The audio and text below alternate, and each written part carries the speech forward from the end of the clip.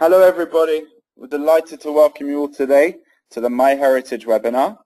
Title of today's webinar is Genealogy 101, Everything You Need to Know About Researching Your Family History. It's an ambitious title, but we want to be here for you today to be able to give you as much help, as much advice and as guidance as possible in your family history research. Just before we get started, here's a couple of tips and suggestions for getting the most out of the webinar. We advise you to close or pause any unused programs such as your email or Skype or Dropbox. Turn up your speakers or use headphones. You can use the facilities in the webinar's control panel and also have a pen and paper handy to take any notes. There'll be time for questions at the end. On that note, we'll also be taking questions through the question facility through the GoToMeeting control panel. So if you'd like to ask anything or make any comments, please feel free to do so. Our webinar team today is myself. I'm Aaron Godfrey, the USA and UK Community Manager for MyHeritage. And I'm delighted to introduce Schelly, who is the MyHeritage US Genealogy Advisor. Schelly is a researcher, genealogy journalist, blogger, and international speaker. She's been tracking her family across Eastern Europe, Spain, and elsewhere for 25 years. She's a member of numerous genealogical societies and organizations and speaks at general and Jewish genealogy conferences around the world. She writes for genealogical and general publications and is admin and co-admin for several DNA projects at Family Tree DNA. She serves currently, as I mentioned, as the US Genealogy Advisor for MyHeritage, in addition to editing and contributing to the MyHeritage blog. And we're delighted that she can be with us today. So without further ado, I will hand over to Schelly.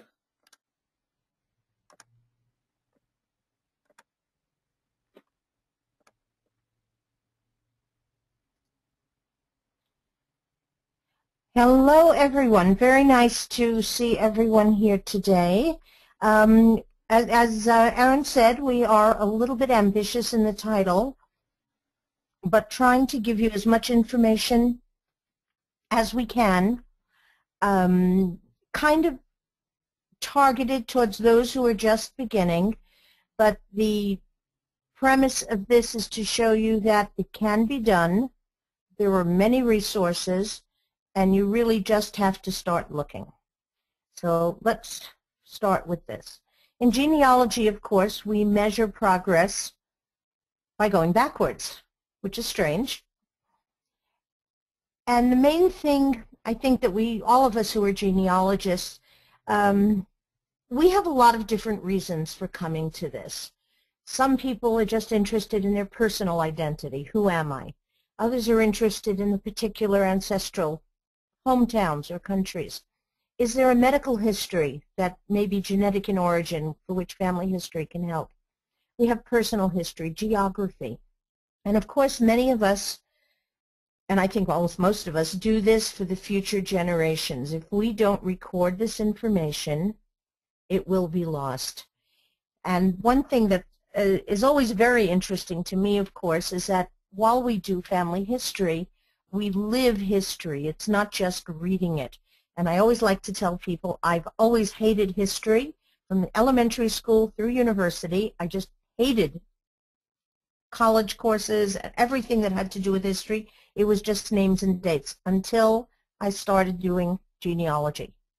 Then everything that happened in history basically impacted my family. It became very personal. So it's a wonderful way of getting back into history because you know that your family was involved in many of these events. Each one of us has a history that's absolutely unique, no matter where we come from. There are thousands of years of history. Surnames have changed. People didn't have surnames. Then they had surnames. Names were changed for all sorts of reasons. Spelling variants are all over the place. How many languages have our families spoken? And of course, you have the whole concept of immigration from one place to another. I always like to start with going over some of these myths. The number one, this is always number one. I wish I had a penny for every time someone told me my name was changed to Ellis Island. There has never been a recorded instance of anyone's name being changed at Ellis Island. There was no facility to do that.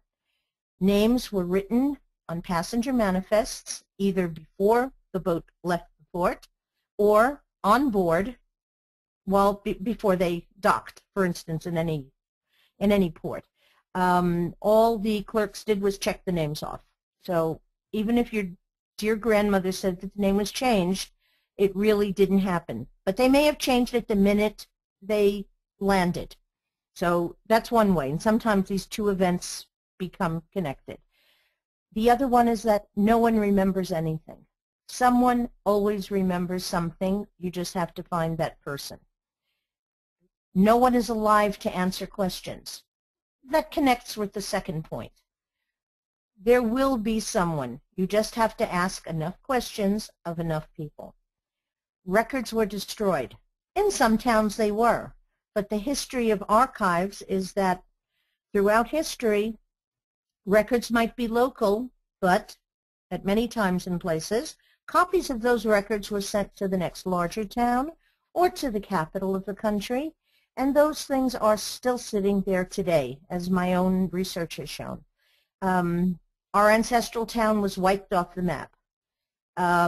People may be gone. There may be different people there today, but the ancestral town was not really wiped off the map. And we have that experience in our own family. Our town was too small to be on the map. The map is there. You just have to find the correct map. You will find your town. I did, and you can. So we're talking about history, and we're dealing with our families from ancient history in Western Europe, Eastern Europe, into the New World, into the Americas. Wherever our family went, that history is important because we understand more about our families. In the United States, we don't have thousands of years of history, but we have hundreds. And of course, if you're dealing with American or U.S. family history, you need to understand when your family came, if they've been here since colonial times, if they came in the mid-1880s, the mid-19th century, if they came in the great Eastern European wave when some 24 million people arrived in America, how did the wars impact your family's immigration? So again, we're talking history, we're talking immigration, but it helps you to understand what you're working with. Whoops, no, sorry about that. The way we start is always from what we know backwards. So one of the important things to learn about when you're beginning your family history is, and this is gathered by speaking to relatives and by looking at family documents, do you know your earliest ancestor? And that might be in a different country. Do you know your first immigrant ancestor? What country did they come from? Do you know what town or city they came from? Where did they arrive? Where did they settle? And when and where did they become citizens? Each one of these points leads you to more information. Spelling 101. Spelling doesn't count. Our family name has at least 30 variants. When I began, I would never have thought that this very simple phonetic name, which is so obvious, had so many variants. And these are only some of them. There are many more. I could probably do an entire webinar on spelling variants. So you have to approach spelling with an open mind. You have to understand what languages they spoke and how names might be spelled in other languages. Today we use a V or a W. Perhaps in their other lives they use the same letters but reversed. So you really have to have an open mind about it. Again, starting with what we know right now and then going backwards to where our families lived then. Do it yourself and do it right. And with all the amazing resources we have today, it has become much easier. Only you will remember a story long hidden in the back of your mind. A professional researcher will probably do a very good job, but there are many clues that you don't even know that you've heard. And I'll do a quick example of this. I was always told that our family came from Mogilev, Belarus. When I started researching, it took me 2 years to actually pinpoint Mogilev in Belarus. Everybody I asked said, oh no, you're talking about Mogilev-Podolsk, which is a completely different place in a different country. And as I progressed, because I had the same problem, there was nobody left to ask questions, I remembered that my great-grandmother, my grandmother through my great-grandmother, had said that there was a river running through the middle of the city. Mogilev-Podolsk doesn't have a river running through the middle of the city, but Mogilev definitely does. And as soon as I could pinpoint that it was Mogilev, Belarus, doors started opening. Research never ends. Everyone always asks me, when am I writing a book? And I always say, when I stop learning and when I stop finding information. So the Talalay book, it'll be quite a while before there is one, because I keep finding more and more information. Now, again, I repeat spelling 101. Spelling doesn't count. Now, how are we going to begin? Begin with yourself. Fill out a low-tech pedigree sheet. Just use a piece of paper. Or, makes it even easier, you can start online with MyHeritage.com. And you're going backwards from what you know to what you don't know. Look for old photos and documents. Ask everyone in your family. We're talking about grandparents, great-grandparents if you have them, aunts, uncles, cousins. You never know who has inherited what box of photographs and documents from which relative.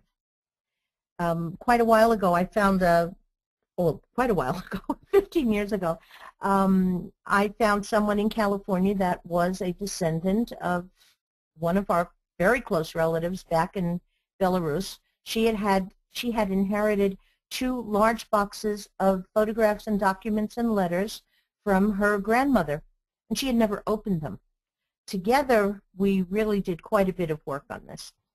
So ask everyone you can find that might be related in some way. If you're the senior family member, write down everything you know about your family and your ancestors. Do this for your children and your grandchildren. If you don't record it, it will be lost. One of the best proverbs that I know, and I love it, and I tell it to everybody, when an elder dies, it is as if a library has burned. Once that information is gone, it is gone. When you talk to your senior relatives, make sure that you record both audio and video if you can. Record those sessions. Transcribe those sessions and share that information. The clues in those interviews may be enough to jog someone's mind, and they will remember more information.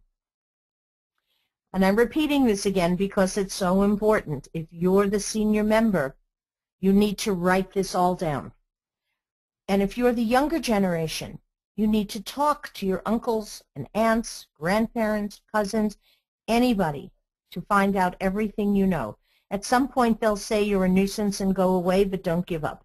Eventually they will provide more information to you. It works. Now, what kind of sources are we talking about for family information? This is only some of them. There is so much more.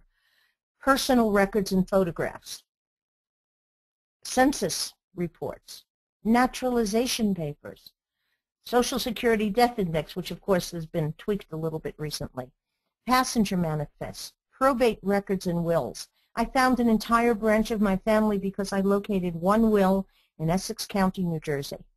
And now we work together on our projects. And of course, birth, marriage, and death records. Each of these things are so helpful, and there are others, and we'll get to some of those a little bit later on. Now, what I like to do is show some of the documents I have found as an encouragement that you can find things. We were always told that our family originated in Spain. This was handed down from every generation. This is the original document dated 1358. This is the translation. It's a lot easier to read.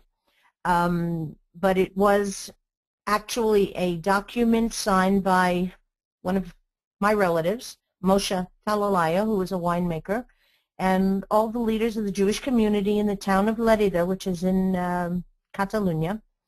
And it was a document saying how much wine could be brought in from where, and if you didn't follow these rules and regulations, the penalties you would have to pay. Obviously, this is only part of it, but I like to translate this and show people the names of what family names were back then.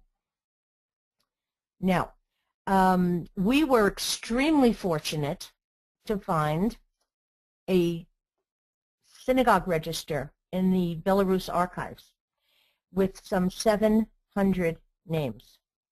It was the second synagogue register. We still haven't found the first. It's probably hiding on a shelf somewhere where the second one was, but they are looking for it.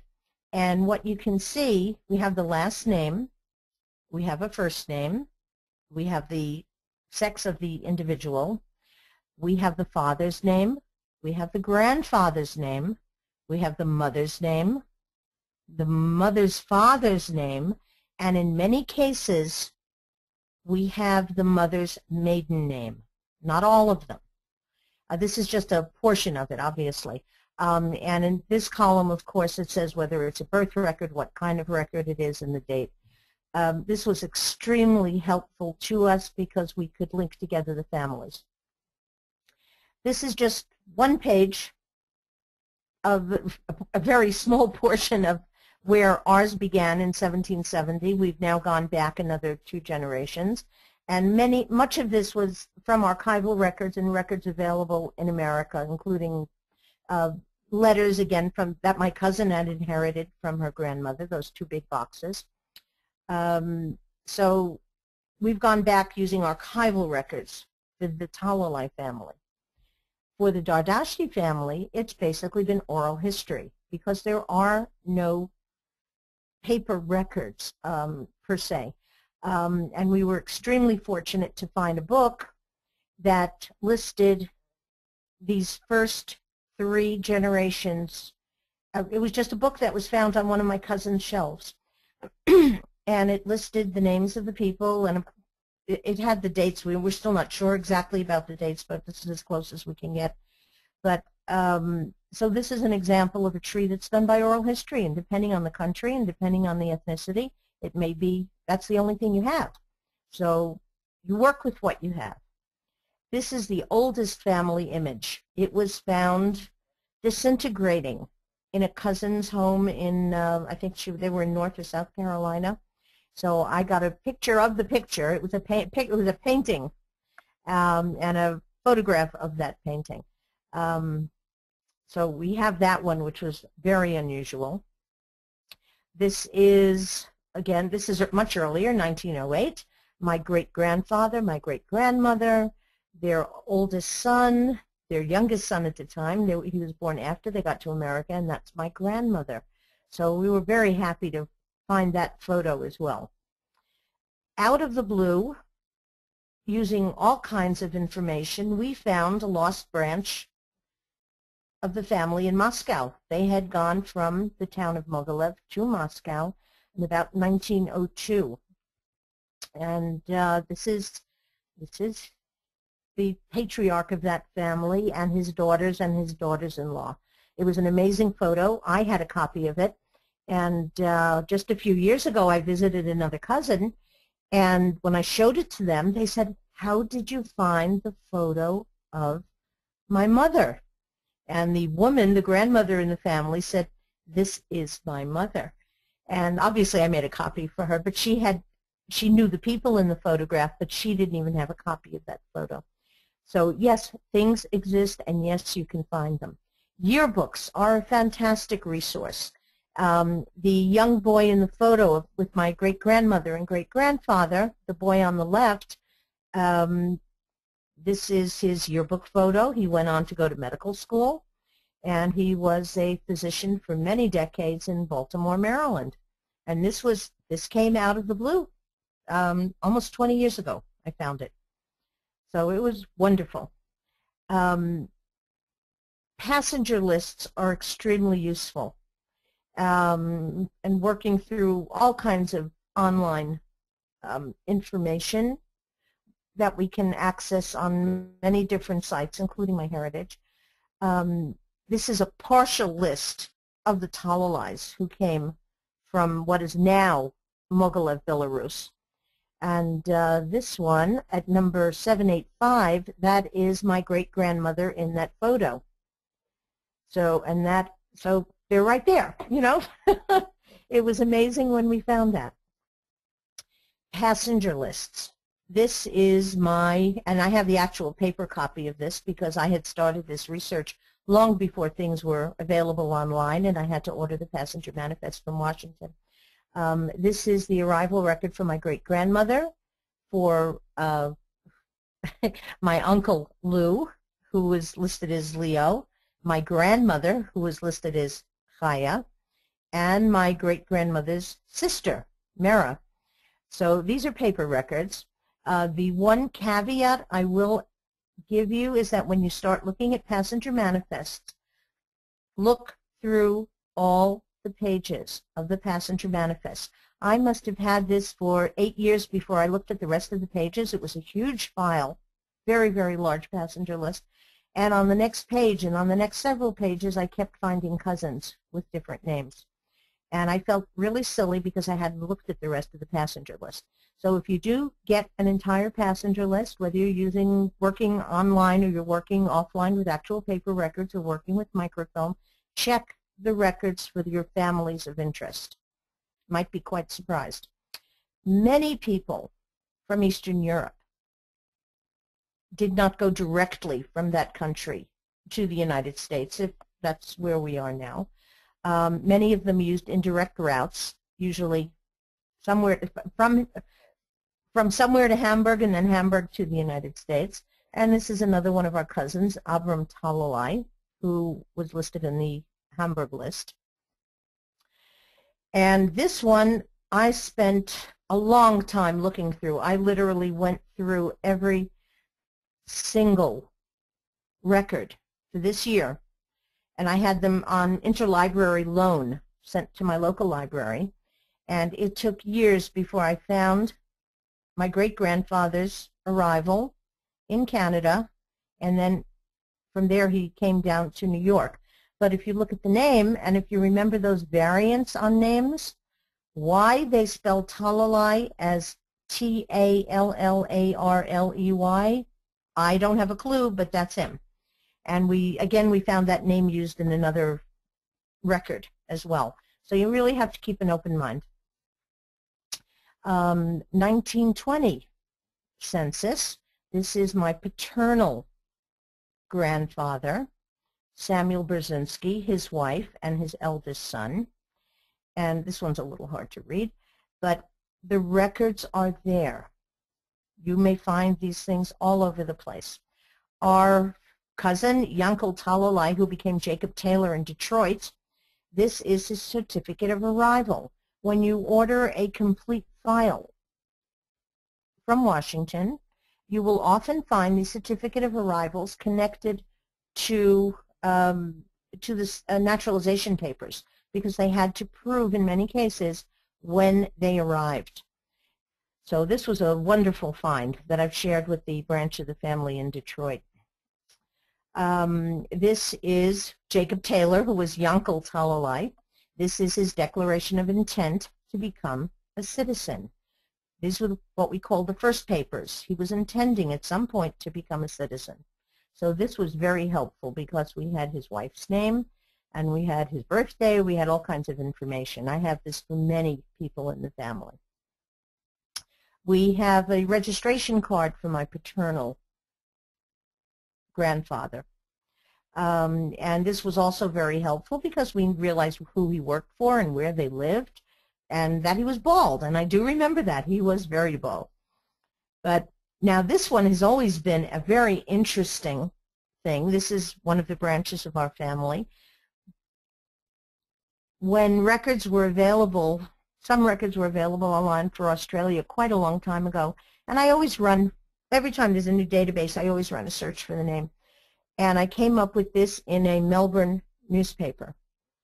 I know who Sophie is. I know her brothers, well, her husband and the two brothers-in-law, and we could never figure out why this notice was sent to Australia. She lived in New Haven after they emigrated. There was a brother in Toronto, one in Cleveland, one in New Haven, and why would they be posting notice of her will in Australia?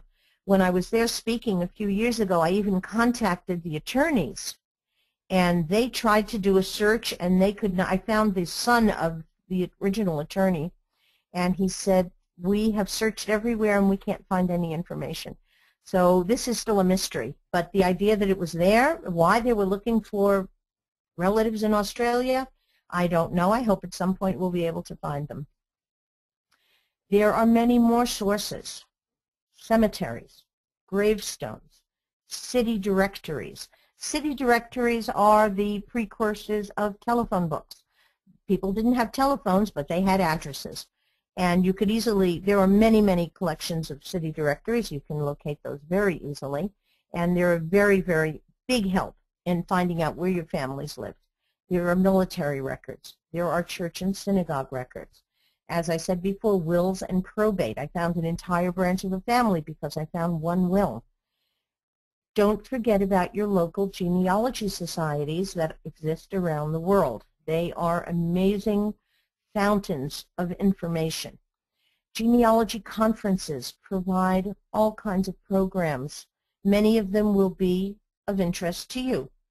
Libraries, archives, the Family History Library of the LDS Church, the Mormons, are wonderful for the wonderful collections of microwave, not microwaves, microfilms. And I've been working too much with microfilm. But all of these things have information for you. One of the most exciting things we found was for my husband's family, and there was a young man that went back to Iran, and he went and photographed all of the tombstones in the Jewish cemetery in Tehran. And for people that have been away from there because of revolution for decades, this is the only way you can actually visit the person's grave virtually. So we have this as my husband's grandfather's cousin. It's written on the top in Hebrew and on the bottom in Farsi. My husband was extremely excited to see this because this is his grandfather's grave. That the last time he saw that was a very, very long time ago. So it was really quite exciting. Of course, there are resources online. Using MyHeritage, you can access so many of these things, and we'll go through a short slide on record matching and smart matching and all of these things. But there are also one-step pages. Cindy's list is an amazing list of resources. Try using Google Earth to find an image of your ancestral town. There are many special interest groups, groups of people that focus on one town or one village or one country. Many of these people are really, really experts, so you need to find them if you're stuck with problems. There are general genealogy blogs that are extremely useful, and there are many specialized genealogy blogs. You can find a list of all these blogs at geneabloggers.com, and there are so many other resources as well. Now, books and journals. All you have to do is Google genealogy books. You will find many general books, many specialized family history topics, and Google Alerts really help because if you put in your alert for genealogy book plus the country of origin or something that's specific to your research, Google will help you by providing information, and it's very useful. Now, for those who have a particular ethnic component to their research, check your genealogy websites for books, journals, and resources specific to that quest. Polish, German, Russian, Spanish, whatever. You can easily find those websites by web searching for Polish genealogy or German genealogy. Just plug in the ethnicity that you're looking to find. You can even add the name of the town if you know the specific town. You might be very surprised in what you find. Again, every one of us has a unique past. We start with what we know. New archival records and collections are available all the time. If you can't find what you're looking for today, check back next week, next month, and a few more months. The internet is wonderful and helps. Google is your friend. Record every family story, no matter how preposterous it seems. There's always a kernel of truth in these stories. You may not be able to find the truth in that story, but perhaps a future descendant can. Your local genealogy society is a great help. Join one, start one, get involved. Whatever you do, don't put off, because the more you put off a quest like this, the more information may be lost. You most likely have relatives around the world. They may be looking for you in the same way you're looking for them. You need to find the paper trail or DNA testing, and I'll discuss that in a little while. One clue always leads to another. And again, it's very important. If you can't find the truth, a future descendant can, but you need to have recorded that story so they have something to jump off on. The newest tool for genealogists is DNA Genetic Genealogy. MyHeritage partners with Family Tree DNA. We even have a page on our family sites where you can record your DNA results. It's not searchable, but it's a way to keep testing projects together, so you'll have all that information. We should probably do an entire webinar on DNA. Social media. Social media is a wonderful way to find people with your family name, particularly if it's unusual. Check on Facebook. Check on Twitter. Check on LinkedIn. There are so many. If your name is unusual, you will find a lot of interesting information. So don't negate it as a tool for locating relatives. Now you have all this information. The important thing to do is share it, find members of your family, have them also collaborate. The easiest way, of course, work with MyHeritage.com. You can use it on your desktop. You can use it online. You can upload a GEDCOM so you don't have to type everything in again.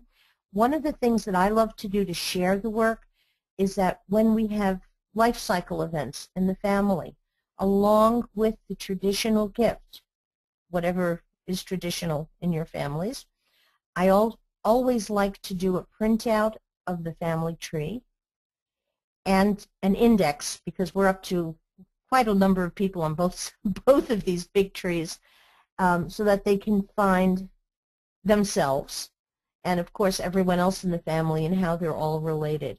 It's a wonderful gift. People may not be able to do it, to look at it immediately, but if they have it on a shelf in their house, eventually they'll look at it. Their kids will look at it. So share the information. Very important. Do you have brick walls? We all have brick walls. You need to use every possible resource to find more information and more clues. Most useful is to contact experts who work with that particular country or town of origin. And some people always say to me, why are genealogists so friendly? And I think the the main point here is that we never know if the next person we meet may have the clue to one of our own brick walls. You can find experts on specialized websites, at genealogical societies, at conferences, via seminars and webinars. There are people out there. You need to find them. You need to ask questions. One of the things we do at MyHeritage, which is really helpful, is smart matching. And what it does is compare the millions of names and facts and connections all the time.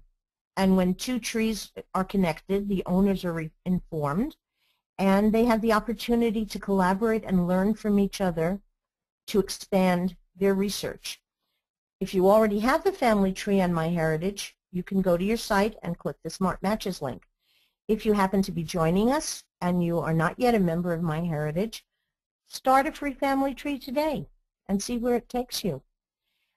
Our newest technology is called Record Matches, and it really is quite amazing. It's designed to automatically find and match historical records to our 23 million family trees, which is also growing all the time. It automatically searches newspaper articles, books, and other free text documents, and it adds color to the 1.1 billion profiles. The way it works is that it brings your family's historical documents directly to you.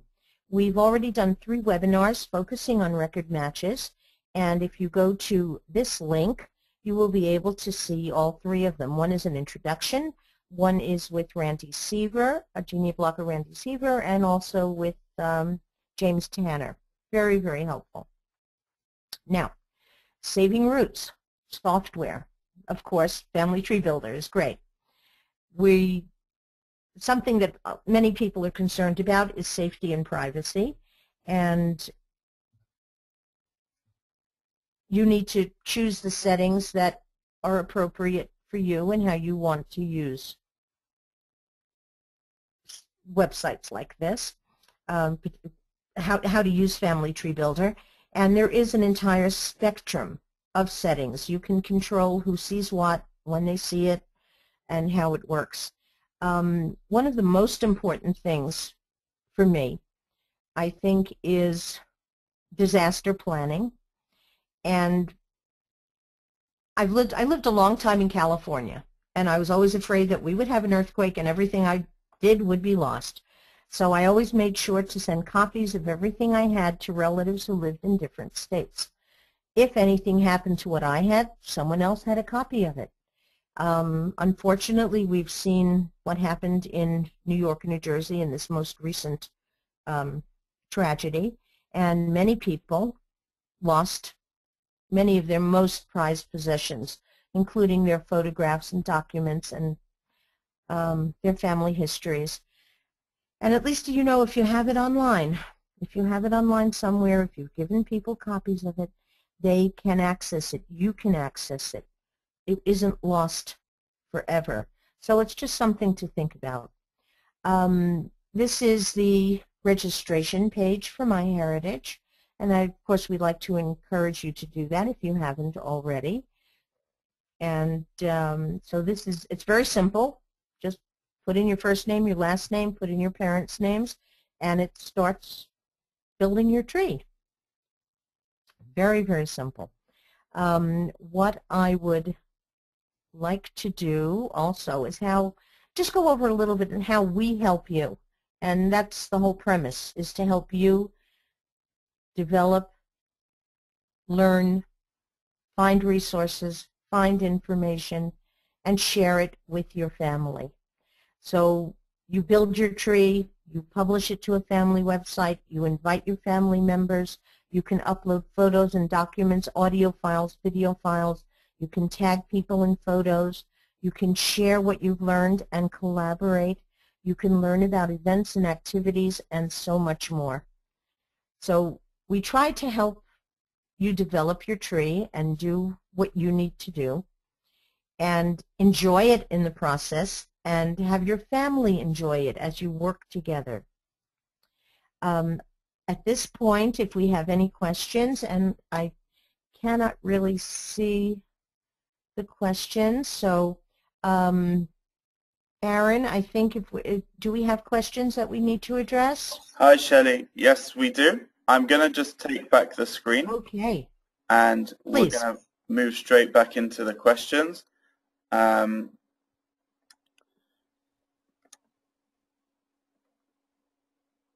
Okay, everybody. Just before we get to the questions, we wanted to mention a few ways that you can keep in touch with us. We can keep in touch with you via our social media channels, and also for you to find out more information, tips and tricks for research, latest innovations for family history research, and news from MyHeritage. So that's on our blog, which is blog.myheritage.com.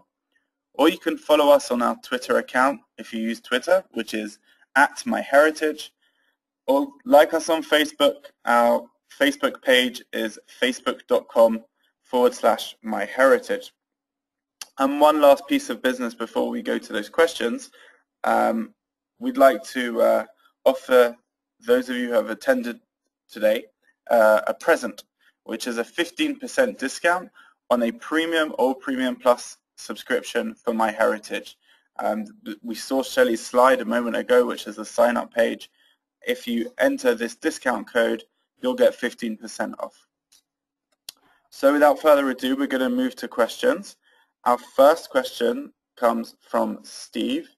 So bear with me, and I'm going to take Steve off mute. Hi, Steve. Can you hear us? Yes, I can hear you fine. Great. Shelley, I wanted to ask, you mentioned this GEDCOM item a few minutes ago. Could you give us a little more information about that, how we can use it? Oh, sure. GEDCOM is a facility for transferring genealogical data from one software program to another. Some people may be using a variety of programs, but in general you can export a GEDCOM, which is the basic information, and once you export that program, you can import it into your MyHeritage family tree, and that means that you don't have to sit there and retype everything over again. There are different variations of it, different versions, I mean, and some of them work in slightly different ways.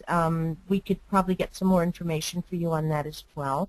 But it's wonderful, and it saves you a lot of time because you can just transfer the information without sitting there and retyping everything again. Great. Thanks. Very welcome.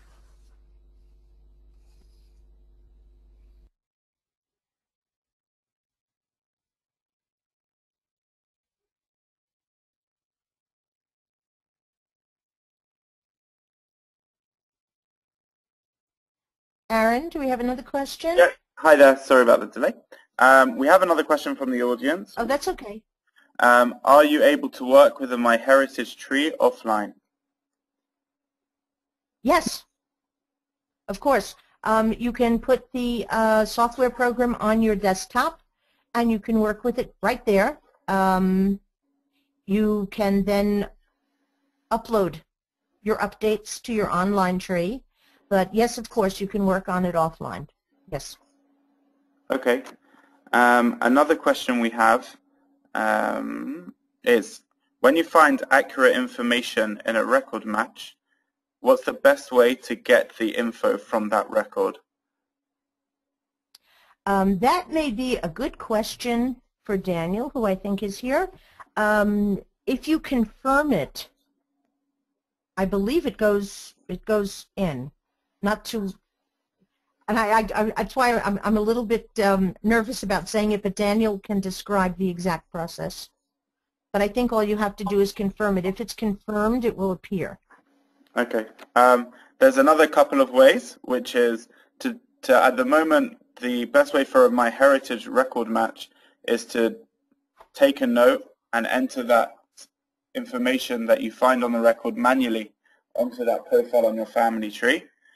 You can also download any of the files that you receive, any of the records you receive, and to store those information and attach those to the profiles on the family tree. And we're hoping soon to have the facility to merge records directly into the tree.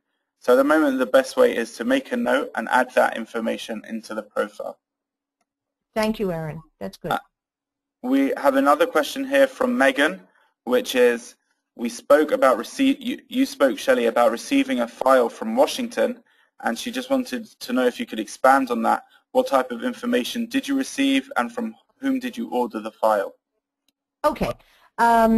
In the old days, which is basically pre-internet records,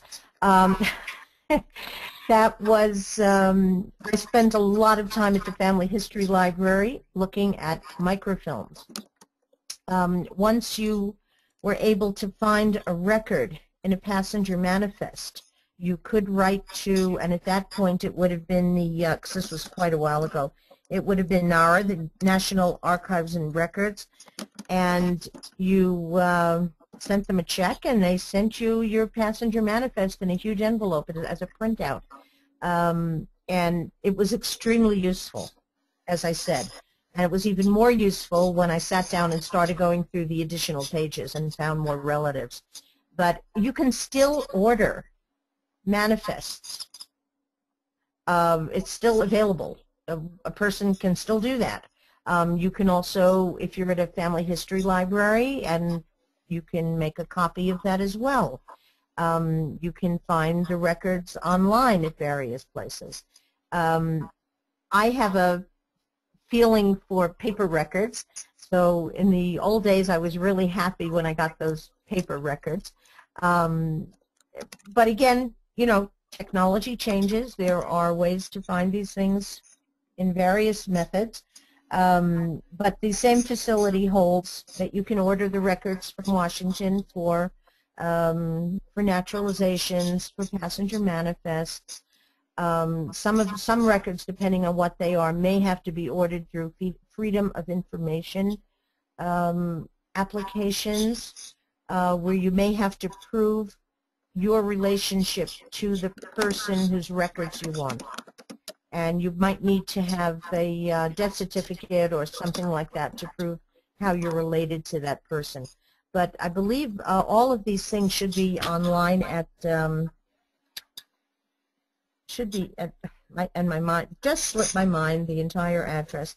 But if you go to NARA, you can find all that information online to order it. Okay.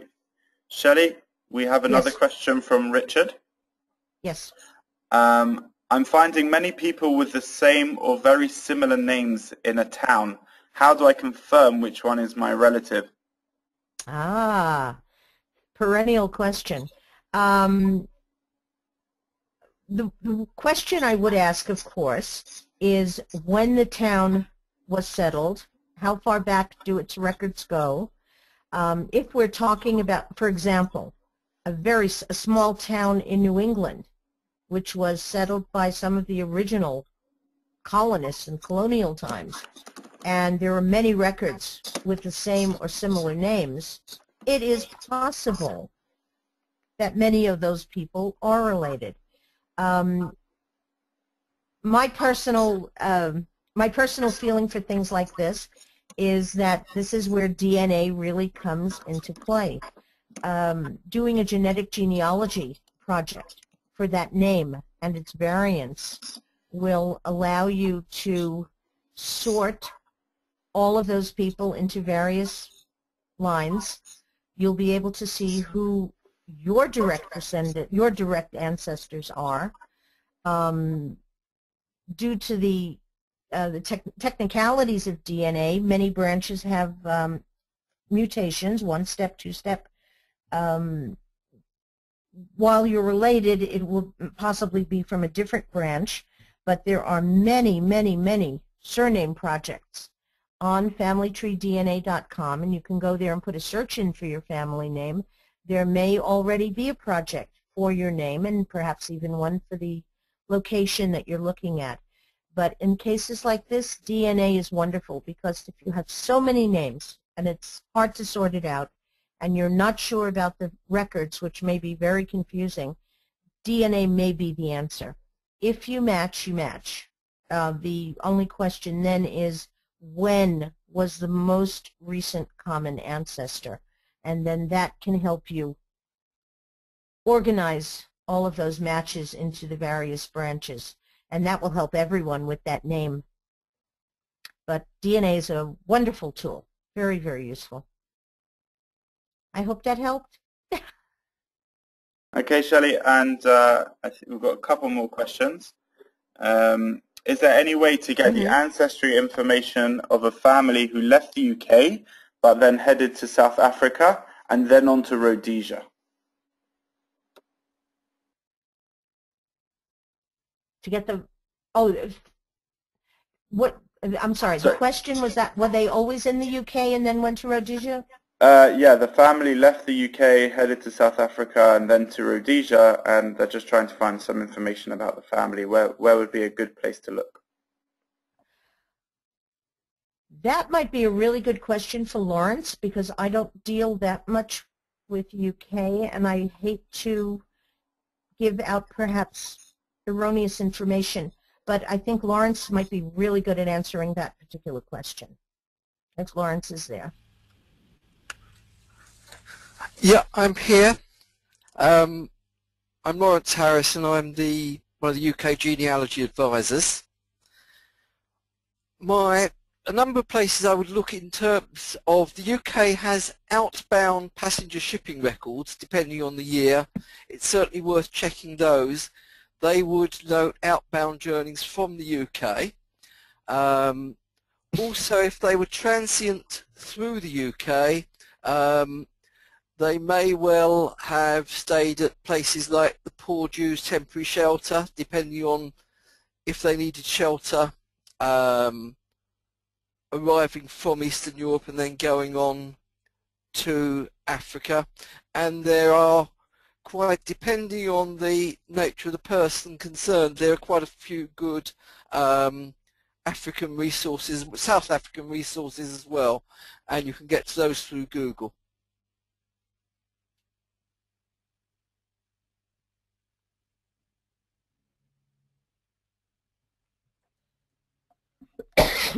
Okay, I think that's all the questions that we have. So want to thank everybody again for joining and for taking part. If you have any further questions or suggestions for webinars of topics that you would like to hear, feel free to email us to webinars@myheritage.com. Once again, thank you to our panelists, Shelley and for Lawrence, and to all of you who have joined. We hope that you found this useful, and we wish you the best of luck in your family history research.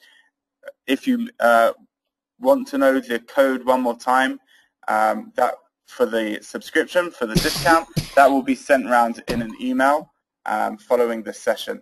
Thanks, everybody. Have a great rest of your day.